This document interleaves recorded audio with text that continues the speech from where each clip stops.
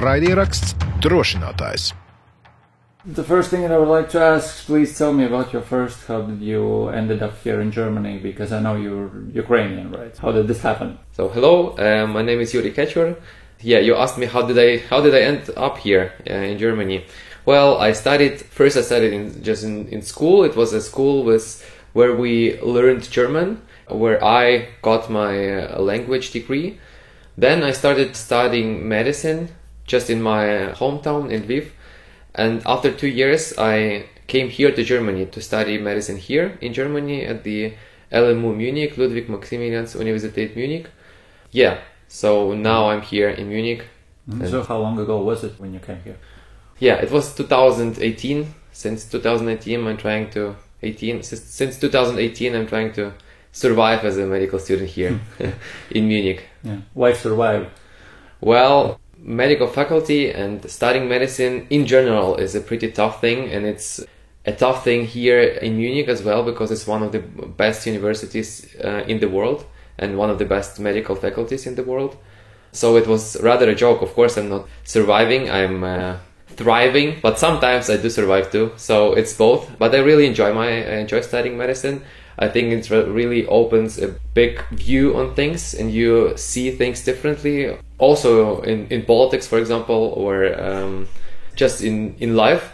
So I think it's a great experience and just a huge investment in my future. Okay, we'll speak about future plans later on, but I would like to speak about this thing that you do here besides the studying medicine. Yeah. Let's get to the point. What is Ukraine, or how do we spell it, and what is it? Well, I founded Ukraine when the full-scale invasion began. Actually, you asked me how to spell it. I don't want to tell you how to spell it because it's, like these artists that just create paintings and never say what type of interpretation would be the right one.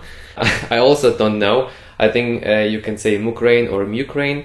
The name stands for the Muk part is the short abbreviation of Munich. This is when you come, for example, to Munich by flight, by a plane. Then you see Muk and not Munich, so it's just a short form for Munich. And Ukraine is the name of the country, so I thought Mukraine is going to be a great name. And what is this? Well, it's an informational platform. It's a social media platform, a Ukrainian political social media platform. We inform people about all the demonstrations in support of Ukraine in Munich. But our most important task or our most important goal is to be Ukrainian voice in Germany, Ukrainian voice in all the political discussions in Germany, to react to the news, to spread the word about Ukraine, about the full-scale invasion, and what Ukraine really wants, and what Ukraine doesn't want, of course. Mm-hmm. But it is not only you who found it, so how many people are involved in this at the beginning, and maybe now maybe the amount has changed, so yeah. Well, it's a volunteer team, so you can't always... There's a lot of people who are working on it. There are people who are working on it on a really regular basis and not like in every volunteer project. I think now we are around 5 or 6 people on a regular basis and way more people on an irregular basis. And are there mostly Ukrainians or also Germans? It changed over time. At first we had a lot of also German participants or members in our core team. Nowadays we are mostly Ukrainians. So, and they are also studying where you studying, or there are just like random Ukrainians in Munich? And... Yeah, they are random Ukrainians with the same goal or the same vision to be this Ukrainian voice in Germany, to talk about Ukraine, to spread the word about Ukraine, to make Ukraine a political actor and don't let other people talk about Ukraine without Ukraine. So, well, if we talk about faculties where people study or jobs, it's a pretty random thing. But yeah, with the same vision or the same goal. Yeah, so, but what was the initiator? Why did you decide to do this? It was when you saw what's happening in Ukraine on that day in February, it was like one blink of an eye when you understood that you need to do something and you somehow came up with this, or how this idea came to you? Because there are different kinds of things. Some people are, collecting donations, others are sending something to Ukraine, others are helping other Ukrainians here. You decided to do this, so why exactly this? I was always interested in foreign politics, in international politics, in German politics specifically. What I mentioned was, even before the start of the full-scale invasion, there was a lot of people who were talking about Ukraine a lot of right things and wrong things, and a lot of fantasies, illusions in Germany. And the politicians, the parties, the organizations, NGOs, and so on. And there were so many things that I would correct, or so many things that I would change, or so many things that completely are wrong, that I thought, well, why so many people or so many parties or so many politicians are talking about Ukraine and so much about Ukraine, and there is no Ukrainian voice in it. So people are just fantasizing about what Ukraine wants or what Ukraine believes, what Ukraine doesn't want. So what is basically the position of Ukraine without really knowing it. And it's just, there was a lot of discussions and debates about, okay, Ukraine wants this or that, or Ukraine wants to be the part of Russia or the Europe, or it wants just to be independent or whatsoever. And I thought, well, I think Germany really needs a Ukrainian voice who they can listen to about Ukraine, they can ask. Yeah, so that was my understanding of it. If you listen, for example, to pro-Russian populists here in Germany, like, for example, Zara Wagenknecht, who is now a leader of, I would say, radical or even extremist party in Germany, she always tells that Ukraine would like to have a ceasefire. They don't want actually to get the territories back. They just want peace. They don't care about people who are now under occupation. They just want peace, and they just don't want all of these problems. And it's just Western politicians and Zelensky who are just pushing Ukraine to fight back, which is complete nonsense. Like that, for example. Or if you listen to, for example, to right-wing politicians here in Germany, right-wing, Alternative für Deutschland, AfD, for example, who just are spreading non-stop Russian propaganda here in Germany, also including about Ukraine, who are telling about that all Ukrainians are Nazis or whatsoever. Just there's a lot of random, stupid fantasy stuff about Ukraine, which is also complete nonsense. I thought, well, it would be great if there would be just one person, or maybe in an organization, who would say, no, just stop for a second, you just need to educate yourself and listen to us. And we know what Ukrainians want. We are Ukrainians, and we also know what Ukrainians as people want. And it would be great if you listen and just not spread the Putin's recommendations here. Sometimes we see on the headlines in the news that since the war started, and they mean like 3 years ago, but in reality the war started also already in 2014. Yeah. I guess you could say that also in Germany, before the full-scale invasion, there were not so many people who knew that much about Ukraine or even where it is and something like that. So, and this of course changed since the full-scale invasion, and you are part of it. You are changing the views and informing people. So you could say that the Germans now are more informed about what Ukrainians, how they feel, what's happening in Ukraine and so on. I think Germany is a part of a bigger problem or a bigger picture. Germany is of course part of Europe. We can't talk about Europe in the same, we can talk about Germany and Latvia, for example, in the same way, because I think Latvian people have way more understanding about what's going on in Ukraine than German people.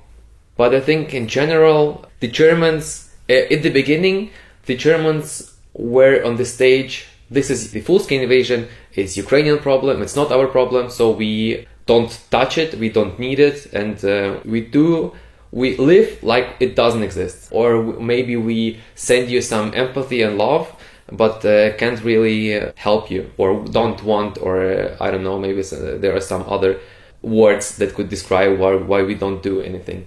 And then they moved a little bit.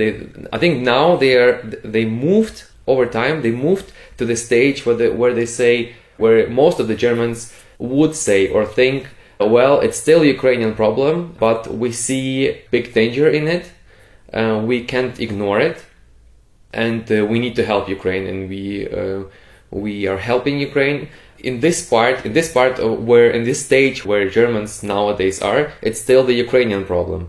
And then, but I think they didn't realize, or they didn't move to the stage where they say, okay, it's our problem, it's European problem, so we need to solve it together. And of course, Ukrainians are on the forefront, they are avant-garde, they are doing the job, but this is actually our, at least European, but rather global problem.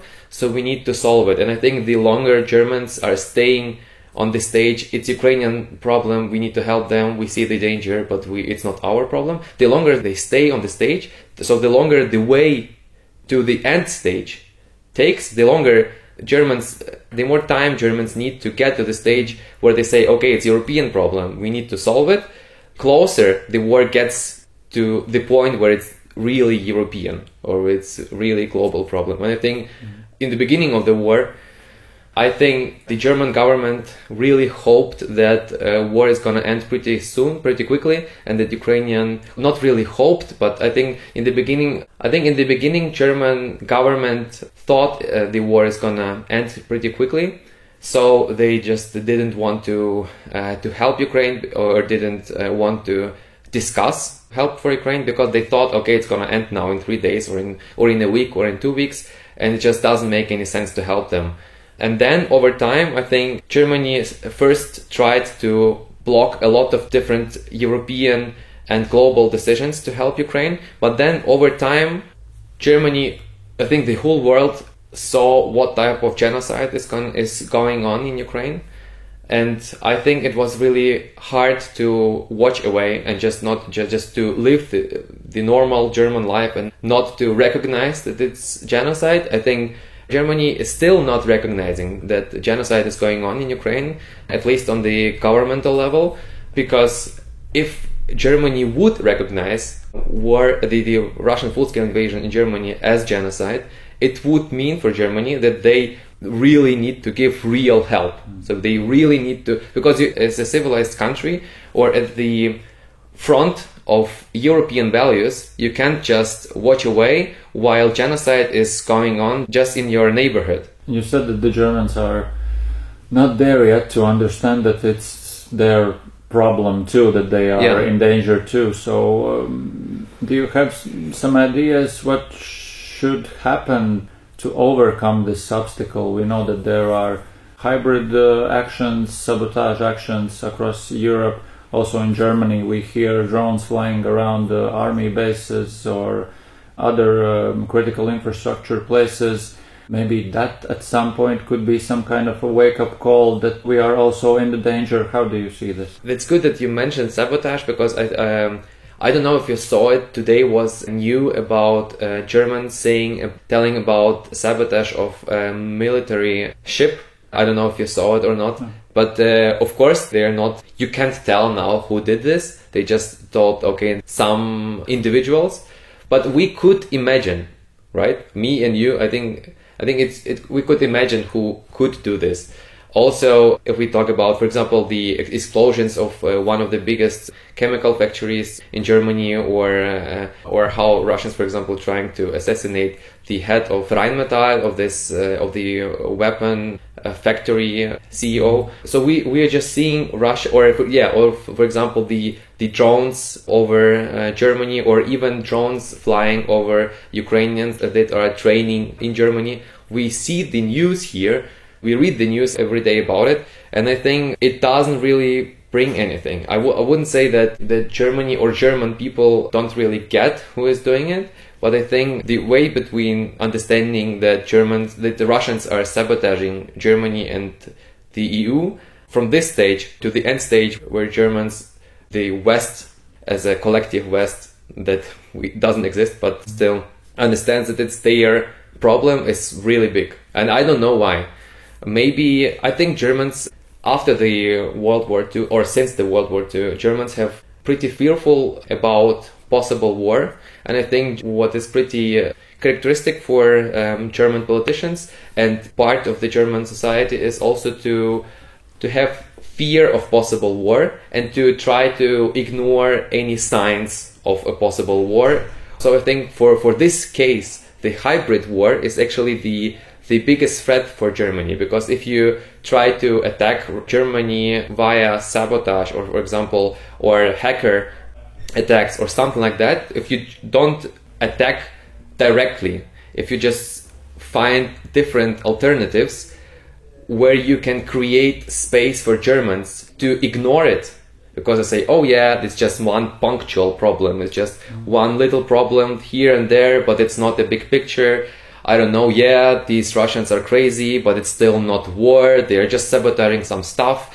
I don't know, well, nobody can explain it, just let's live our lives. I think so Russians are it's a strategic approach of Russians to create these sabotages and do all of this hybrid stuff because they know that it's not gonna end up in real problem.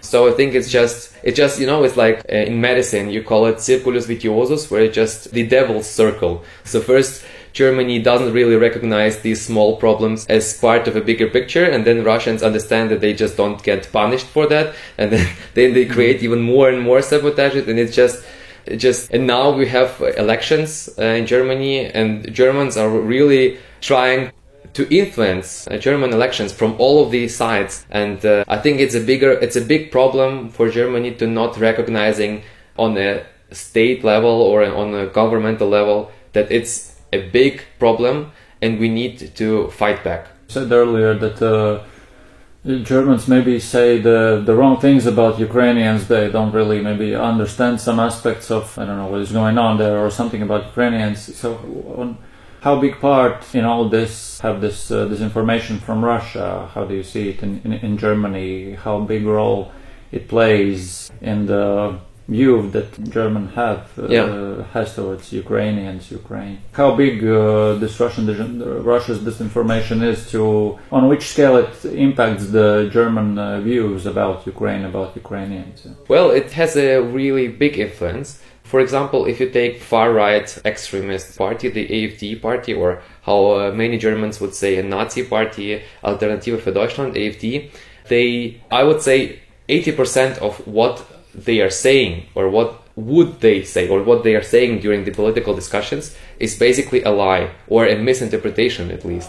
Of course, AfD is just one part of this disinformation program or disinformation campaign that Russia does. But when you see how does the ratings of AfD evolve, for example, before full-scale invasion they had around 11%, and nowadays they're around 22%. So they are twice. Every fifth German would vote for the far rights, for Nazis, as a lot of Germans would say.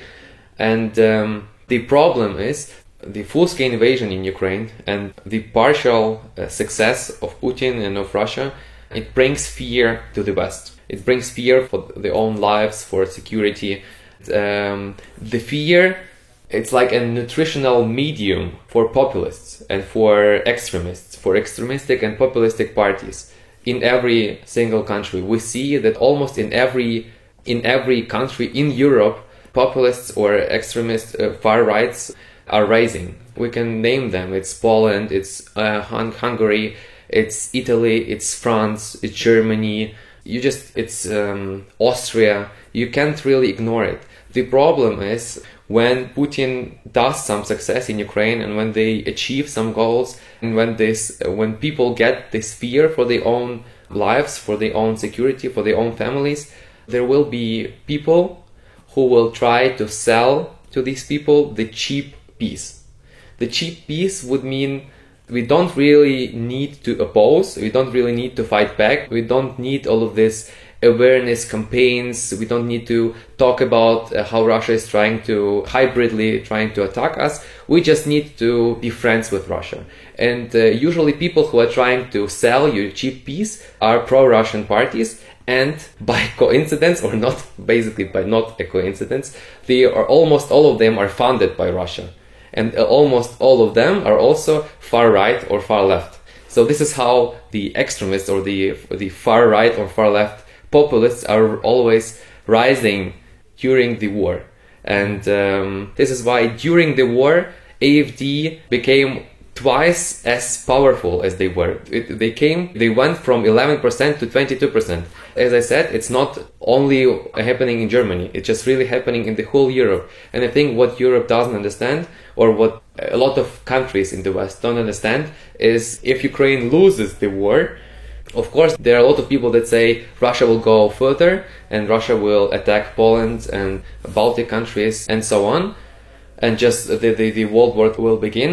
And it will be also a blueprint, for example, for China, or a green light for China to invade Taiwan and for other dictators, because they will understand that, okay, we have no consequences. We just can invade everybody and nobody will do something to us. One of the biggest problems is also that even if it doesn't happen, of course, I really think that it would happen. But even if it, by any coincidence, it doesn't happen, Europe, the West, and the whole world will slowly lose its democracy, because more and more far right and far left populists will rise because of this fear that is gonna come to the West. Mm-hmm.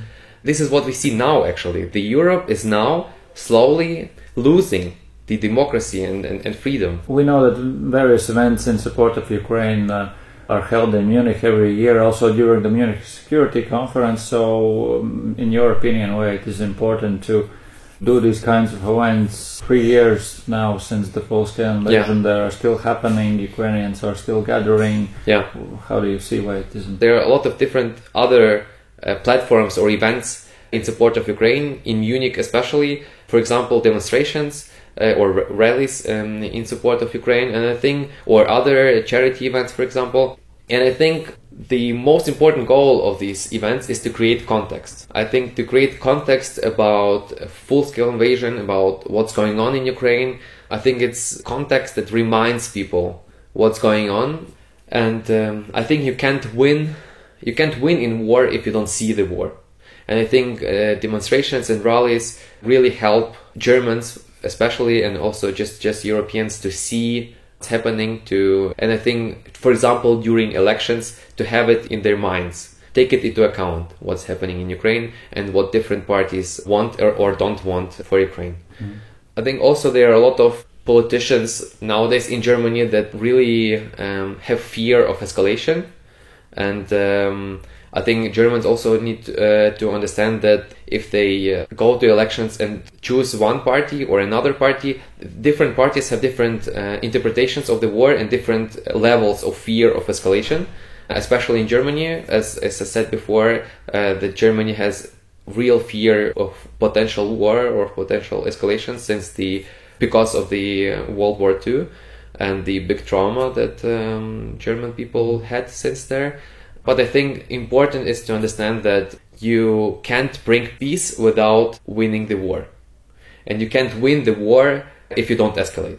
And I think if the biggest problem in the West or in some Western countries is that European politicians have real fear of escalation, and that's why, as I said, it's just real, this circulus vitiosus, or this devil circle, where they have fear of escalation. That's why they don't escalate, that's why they just defend, and that's why they can't really win the war, and that's why the war prolongs, and Russians go further, Ukrainians can't get the territories back, and it's just a circus, or a circulus of all of that. That's really important to understand. Escalation is the way out and not a problem to avoid. And speaking about the elections, we see that, well, not 100% clear, but most likely the Conservatives will win these elections. Yeah. And they are pretty critical about what Scholz did, that he hesitated towards the towers thing and towards different kinds of help towards Ukraine. So Merz said that we should give the towers to Ukraine and we should help more. But how do you see, do Ukrainians living here and Ukrainians living in Ukraine, what should they think? Should they think that these announcements are real, or are they just empty promises? Do you expect that if the government changes and the Conservatives will come to power, there will really be more help from Germany towards Ukraine? I think it's a good question because, first of all, I don't really want to participate any kind of influence of Germans or in Germany in order to push Germans to choose one or another party, because I think Germans do have enough foreign influence in their elections, including Russians. I think if you read the German party programs, what they expect, what they write, what people could expect from them, the parties, they are almost all of the democratic parties in Germany are for support, pro-Ukrainian and pro-support, including military support, humanitarian support, and so on. The interesting part is that different parties want that to different extent. There are some parties that say, okay, we want to help Ukraine as long as it's gonna take, like Scholz says, this is his favorite phrase, as long as it's gonna take. Actually, we would like to hear from him as much as it takes and not as long as it takes, because I think it's nonsense to have a war for 30 years and have Germany on your side, just sending you just enough weapons to not die.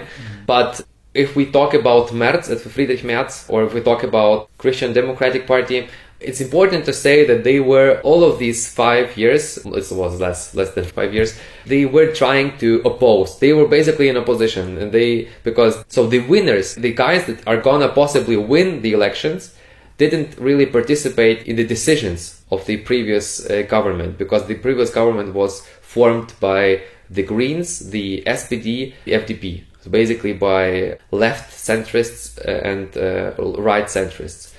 So you can't really know what to expect from Christian Democrats, from the CDU. I think a lot of what Friedrich Merz says is basically to demonstrate his opposition and to oppose to Scholz. I think SPD and the Greens are like this big, inside of the Merz head are these big problems. I think he tries to attack the left centrists and to imitate the far rights, like the AfD. He wants to get the voices from the AfD, and basically he tries to imitate the AfD, and also he tries to attack the left centrists, because the left centrists are one of the biggest opponents of the AfD, because AfD, this far right party, is basically on the far right. So basically everyone who is a little bit more to the left is gonna be an opponent for them, and if Merz is trying to get the voices from them, he's just gonna imitate them and also attack the SPD and the Greens. And this is also, CDU was repeatedly said that they want to send towers to Ukraine. Is it gonna be the case or not? I don't know, because we saw, for example, like 2 weeks ago or something, that CDU, for the first time in the history, there was a coalition with the far right party, which was a no-go before. So if they are gonna create this coalition during the next 5 years, the far rights that are basically pro-Putinists are gonna block every Ukraine help. And it's gonna be interesting. I'm not sure, but I don't think they're gonna create a coalition with the far rights, because it would be way too traumatizing for Germans, and the Germans wouldn't really tolerate that, because a lot of people just hate Nazis and hate far right people. So I don't think it's gonna work. But if the Friedrich Merz is gonna do what he proposed, is he gonna really send way more weapons to Ukraine, and how is he gonna finance it? This is a big question. He talks, and also the programs, the CDU says that we need this extra money for Ukraine, and this extra money for Ukraine is gonna come from Germany's thriving economy. We are gonna push the economy forwards, the economy is gonna bring us money, and then we're gonna send the money or weapons or military aid or humanitarian aid to Ukraine. But as we all know, German economy, as well as every other economy, don't really rise or don't really evolve so quickly, and Ukraine needs money now. Speaking about Ukrainians here, the refugees that came after the full-scale invasion, how do you see how Germany has helped them? I don't know, with not to go into details, but the integration, education. How do you see how it happened? And then we see you talked about money, economy as well. Also, over this idea from the conservatives that we should cut in Germany those unemployment benefits towards Ukrainians so that they find a job, do something, not only sitting here and do nothing. So that's only I guess some kind of a solution for the economy were to get more money, like if we take them from Ukraine and send it somewhere else. So how do you see this help towards refugees and integration and everything with your eyes, with your experience? Nowadays we know that Germany helped refugees more than helped Ukraine as country. It's around 33 billion euros for Ukrainian refugees and around 25 billion euros for Ukraine as country. And I mean, by this I mean the real allocations, so the money that was really allocated. But this rule or this statements that these Ukrainians, they need to finally find a job and do something, and we don't want them just to sit here and just enjoy this German money and just enjoy the sun or the Bavarian beer, and how can they don't do anything? I think it's also one of the Russian, pro-Russian, pro-propagandist sentences, among a lot of others, that also are really popular in conservatives nowadays in Germany. I think the source of the problem, I think it's true that the statistics shows that Ukrainians really, there are a lot of Ukrainians that really don't work nowadays. But the source of the problem is not that they don't want to work. We see, for example, countries like Denmark, for example, or Poland, where the rates or the percentage of Ukrainian refugees who work nowadays is way, way higher than in Germany, at least twice or even 3 times higher than in Germany. Why? I think this is the question that, for example, the next government should ask themselves. And also the previous one, the Scholz, for example. I think it's also important to ask yourself, why do Ukrainians work in other countries but here not? Maybe the job infrastructure isn't really appealing to them. Maybe it's hard to get a job here. Maybe the language courses are bad. Maybe certificates or some kind of qualification is way too hard to get here. I know that most of the medical doctors that are coming to Germany and that are applying for acceptance of their documents of their medical studies in Ukraine still didn't get any acceptance. So they just can't start to work. We are making this podcast, and in the house there, I'm showing you with the finger now, the house here, there is one other medical doctor who is just really trying to get improvement of her medical studies, and she's just trying to do it really hard. She invested more than 5,000 euros in it, and she still can't do it. There are a lot of bureaucracy around it. I think there are a lot of different barriers between Ukrainians and the job, especially in Germany. Of course, there is also a big problem that some Ukrainians are really traumatized by the war, or I would say most of the Ukrainians are traumatized by the war. Some are more, some are less. And you can't, it's great that they have such an opportunity to stay here and to get some aid just to try to integrate in the new society. But I think it's just really a big also of the problem. But if we say, this is the one part that I would like to mention. The other part is German aid, not for the refugees themselves, but for the country, for the German aid for Ukraine. Nowadays, if you count all of the German aid for Ukraine, it's going to be military aid, humanitarian aid, basically financial aid, inclusive share of EU aid, inclusive the aid that Germany sends to the EU and then the EU sends to Ukraine. If you just take everything, and if we talk about the commitments, so what Germans said or announced they are gonna do, and if you just count everything together, it's gonna be around 1.3% of German GDP. If we talk about Estonia, for example, Estonia is around 4%. The differences are huge between 4% and 1.3%. Of course, if we talk about the absolute numbers, then Germany would be on the second place. But I would like to talk about what the country can do and not what the country really does. I think the absolute numbers are creating an illusion of a lot of money and a lot of help, especially if you just send this money just with small parts and announce it every second week or something. Then you just create an illusion of that Germany is really helping every week, that it looks like Germany earns a little bit and then they send it right away to Ukraine, but it's not true. So basically it was 1.3% of the GDP of commitments So how much did Germany help Ukraine? But if we talk about the allocations, so the real allocations, what really was sent to Ukraine, or what is at least inside of the program, is directly in the helping program. So what is gonna be sent, because it's all already planned, it's gonna be half as much. It's gonna be not even 1.3%, it's gonna be only 0.7% of German GDP is the real allocations. And it's inclusive, it's share of EU aid inclusive. So we include in it the money or the help that Germany sends to EU, and then they send it to Ukraine. So all Ukrainians are really grateful for what Germany does for Ukraine, but there really can be also said that there can be more, and you can't win the war with 1.3% of GDP help. Unfortunately, it's not everything. It's not all what I wanted to say about it, because it's really a big topic about Germans' help for Ukraine. We see also that the planned help for Ukraine is also shrinking. In 2024, if we talk about the planned help in the budget, for example, the planned help for Ukraine for 2024 was around 7.5 billions.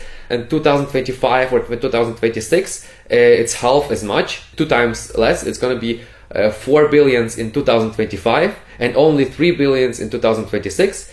And 2027 and 28, it's going to be only 0.5 billion. So comparing to, if you compare 2027 and 2028 to 24, it's 15 times less. So the plan of Germany is basically reducing help to Ukraine to basically almost zero.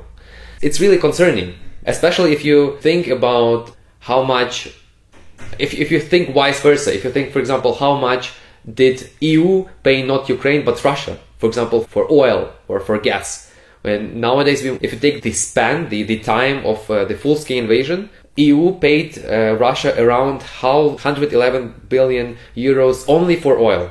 And for gas, it's also around 197 billion euros. So it's basically 200 billion euros just for the natural resources, just during the full-scale invasion, and also a lot of money before. So it's basically a lot of fuel for Russia to keep going. Germany does do a lot for Ukraine. Germany could do way more. They have all the possibilities. And unfortunately, they are not doing enough to help Ukraine win the war.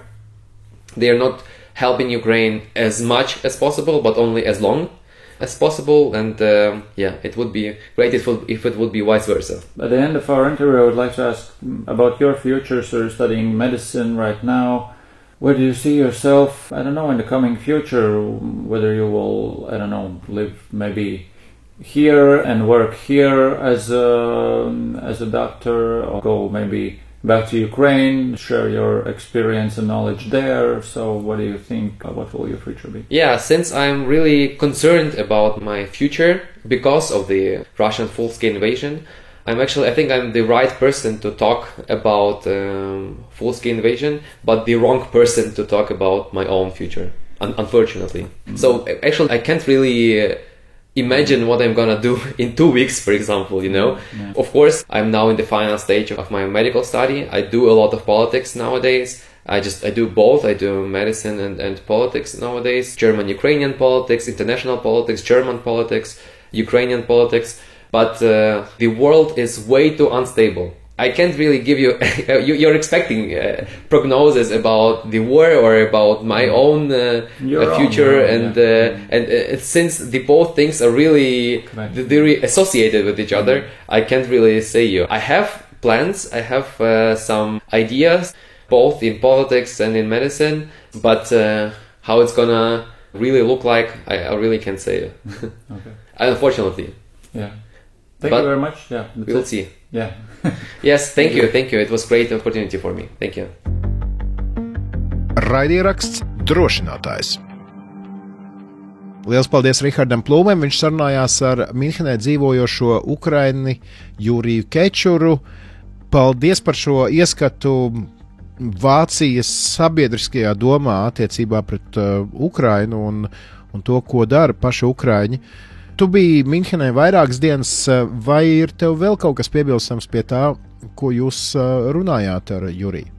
Jā, intervija tiešām bija gara, tur bija daudzas lietas, ko mēs pārunājām. Būtībā viss jau arī intervijā tika iekļauts, bet es satiku arī viņu tieši vienā no demonstrācijām, mītiņiem, kas ik gadu notiek Mīnhenes drošības konferences laikā, par kuru arī viņš savā platformā informēja cilvēkus, un pēc tam skatījos, ka arī bija dažādas fotogrāfijas no turienes ieliktas. Mītiņš tur starp mediju atrašanās vietu un starp pašu konferences atrašanās vietu katru gadu notiek, un tur pulcējas simtiem gan ukraiņu, gan īstenībā arī aptuveni pusi no cilvēkiem ir vācieši ar dažādiem karogiem un citu Ukrainas krāsās atribūtiku, to starp kādām pat automašīnām atvestām, uzlietas skatuves, pāris teltis, kur nopirkt kaut kādas lietiņas arī ar Ukrainas simboliku, kuru tad tālāki ienākumi par šīm lietām tad arī tiek ziedoti Ukrainas atbalstam.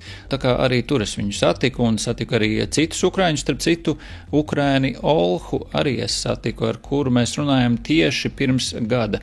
Minhenē arī uzklausīju toreiz viņas stāstu, kurš bija tas stāsts, kur ģimene kara dēļ tika izšķirt, jo viņa ar dēlu dzīvo Vācijā, joprojām divatā, bet meita ar vīru šobrīd dzīvo Kijevā, tā kā bija ļoti liels prieks satikt arī viņu un aprunāties, kā viņai ir gājis šī gada laikā, tā kā noteikti varat atrast arī ar viņu interviju aptuveni tieši pirms gada, ja patīsiet atpakaļ mūsu epizožu lentu, droši varat noklausīties arī to.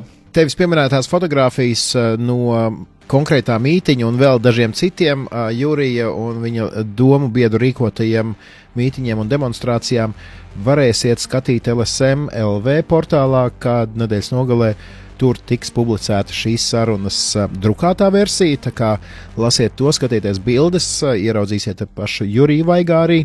Un, protams, kā vienmēr mēs aicināsim dalīties ar šo interviju, pārsūtiet tiem, kuru tā varētu interesēt. Nu jā, un ja jums ir zināmi interesanti cilvēki, kurus noteikti vajadzētu nointervēt tieši drošinātājiem, tātad, ja šie cilvēki ir saistīti ar palīdzību Ukrainai, ar būšanu Ukrainā, ar jau kāda veida šādu tematiku, tad droši rakstiet mums uz Drošinātājs @Latvijas Radio LV, lasām jūsu vēstules, tāpat varat mūs uzrunāt arī sociālajos tīklos vai varat dalīties sociālajos tīklos ar mūsu saturu, mēs par to tikai ļoti priecātos, izmantojiet mirkļbirku Drošinātājs, tad arī pamanīsim šos vēstījumus, un atvedoties, gribas teikt, jā, pirmdien 3 gadi kopš lielā pilna mēroga iebrukuma, nelikumīgā, brutālā un postu nesošā iebrukuma, Krievijas iebrukuma Ukrainā.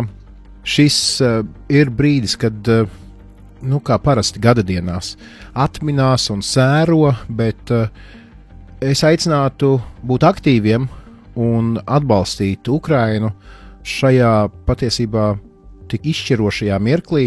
Jūs visi labi ziniet, mums Latvijā ir gana daudz organizācijas, kas turpina atbalstīt Ukrainu.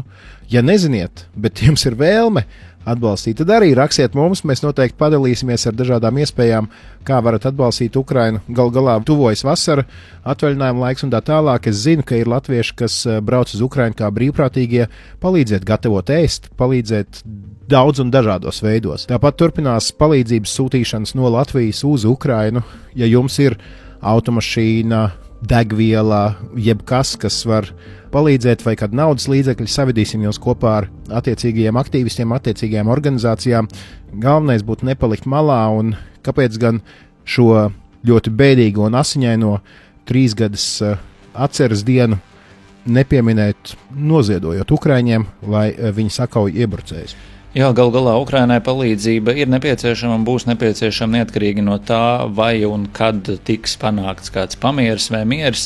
Protams, ka turpiniet to darīt, ja esat iesākuši, vai varbūt apdomājiet iesākt, ja kādā veidā kaut ko palīdzēt Ukrainai. Protams, ka visi to novērtēs. Un, protams, ka tiekamies jau arī drīz vien pēc nedēļas, kad jau būs sācies 4. pilna mēroga iebrukuma gads, joprojām mēs būsim kopā ar jums un gan jaunas intervijas, gan jaunu analīzi noteikti arī piedāvāsim, lai vieglāk orientēties visā šajā ziņu un izteikumu gūzmā ir arī jums.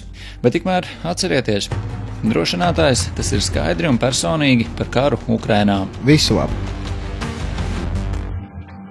Raidieraksts Drošinātājs.